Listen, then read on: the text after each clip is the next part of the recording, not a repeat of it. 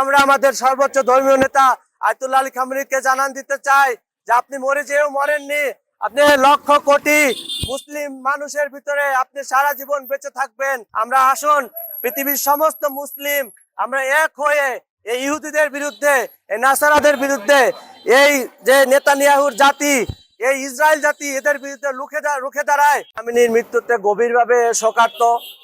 আজকে আপনারা দেখেছেন যে সারা পৃথিবীতে কিভাবে অন্যায় অত্যাচার জুলুম করেছে ফিলিস্তিনি জাতির উপরে, বছরের পর বছর, যুগের পর যুগ। এই যে বনি ইসরায়েল জাতি নেতানিয়াহুর যে জাতি এবং ডোনাল্ড ট্রাম্পের নীল নকশায় আজকে দেখেন ফিলিস্তিনি আজকে মরুভূমিতে পরিণত হয়েছে। জীবন অবাক না করলে কে করবে? 28% মিল্ক ফ্যাটের অবাক করার সাথে ফ্রেশ মিল্ক পাউডার। জীবন অবাক করুক প্রতিদিন। আজকে একই ধারায় আজকে ওরা টার্গেট করেছে ইরানকে, দুদিন পরে টার্গেট করবে ইরাক, এরপর আফগানিস্তান, এরপর আবারও দেখা যায় সৌদি। যত মুসলিম রাষ্ট্র আছে এদের বিরুদ্ধে এরা একটা চক্রান্ত করে লেগে আছে। আজকে দেখেন যে নবী বংশের 38তম আওলাদ আয়াতুল্লাহ আলী খামেনি, উনি অবশ্যই এটা বুঝতে পেরেছেন এবং উনি এই ফিলিস্তিনি ভাই বোনদের জন্য যুদ্ধ করতে যায় নিজের জীবন দিয়ে প্রমাণ দিলেন যে দ্বীন ইসলাম কখনো অন্যায়ের সাথে আঘাত করতে পারে না। সেই কারবালায় যেমন হোসেন পাক শিক্ষা দিয়ে গেছেন যে অন্যায়ের সাথে কখনো খাঁটি মুসলিমরা কখনো কি করতে পারে না, আঘাত করতে পারে না। আজকে আয়াতুল্লাহ আলী খামেনির মৃত্যুতে আমরা গভীরভাবে শোকাহত এবং একই সাথে আমরা আয়াতুল্লাহ আলী খামেনির অনুসারী যারা আছি, we love Iran, we love Shia Muslim, we love all over the Muslim, যারা নাকি প্রকৃত আল্লাহর দেওয়া দিনকে ভালোবাসে, আল্লাহর দেওয়া দিন ইসলাম যাদের কলবের ভিতরে জিন্দা আছে।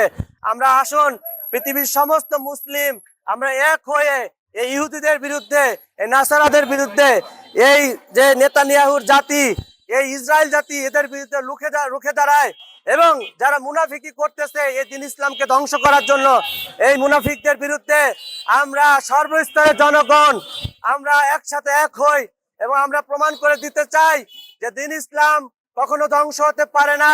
এই শয়তান নমরুদের দল, ফেরাউনের দল, এই ট্রাম্পের দল যেভাবে দিন ইসলামটাকে খতম করার জন্য ওরা নীল নকশা করেছে, আমরা এই নীল নকশা থেকে আসুন আমরা যে যার জায়গা থেকে আমরা নিজেদের আমল একলাস পরিবর্তন করি, পাশাপাশি মুনাফিকদের ইহুদিদের বিরুদ্ধে যে যেভাবে পারি সংগ্রাম করি যার জায়গা থেকে।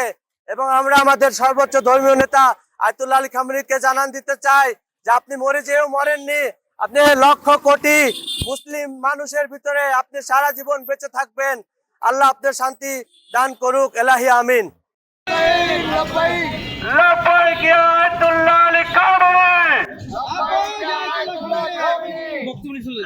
আমাদের পৃথিবীর সর্বোচ্চ ধর্মীয় নেতা এবং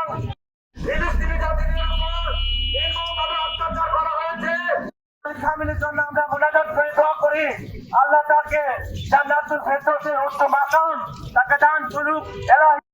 যারা ফরিদপুরে যে যেখানে যে মাযহাবে থাকেন না কেন, যারা আয়াতুল্লাহ আলী খামেনিকে ভালোবাসেন, যারা সেই দেশে হালাল লাইফ চালু করেছে, আমরা বলতে গেলে আমরা খারাপ।